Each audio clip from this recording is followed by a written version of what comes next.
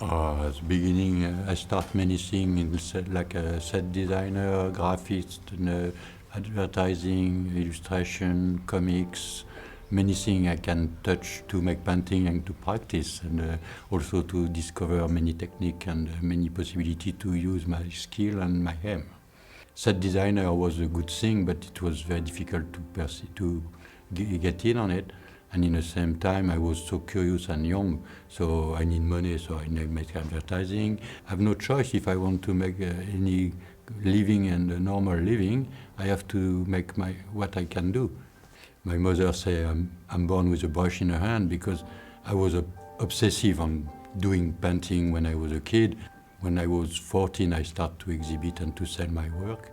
And 16, I continue that. And after that, I have to fly by myself. I don't know what else I can do anyway. The challenge to make big painting on a wall, it's something very challenging because you have to achieve that. And also it's a commission work, so you get paid for it. You have to satisfy customer, and it's also for public. So it's no question to express your own inner feeling on it. Mural, you always please people, because otherwise you impose some idea and stupid thing because nobody can agree on it. It's not the thing. On your painting, the people like or not like, you don't care. When you do your own art, you can put it on your studio and you just do it to satisfy yourself and you push the extreme on it because you don't have to please people. If I'm not satisfied, it's not finished. So sometimes it's what it takes time. And when I'm satisfied, I feel relaxed and in the same time very tired because I have to put so much of me on it. But after a recovery, the pleasure is there and the pleasure to have it done, to do it, and to see the people happy with it. I paint on the day on my studio, I don't paint at night. I don't have a light on my studio, only with the sun, because the colors are better and everything is better. So you wake up at 5 in the morning, and when the sunset happens, after the coffee, you start working.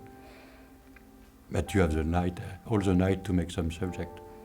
When it's outside, I don't want to carry many things on it, and it's not necessary to have that. It's possible to do it with a minimum of it.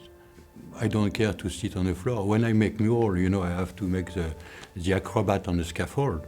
So it's the same thing, when you are on the 7th floor with a thing and like this. With 3 colors, it's one part of the trick to be able to do everything. And also, it's quicker because you don't have to look on everything. And the colors are better because you really define the color. You don't depend on the pigment. If you use many colors, you depend on the pigment, on the texture and everything. With only 3 colors, you can do everything you want. You can see all of that 3 colors. Some subject can be very complicated. The challenge is to achieve the understanding of that.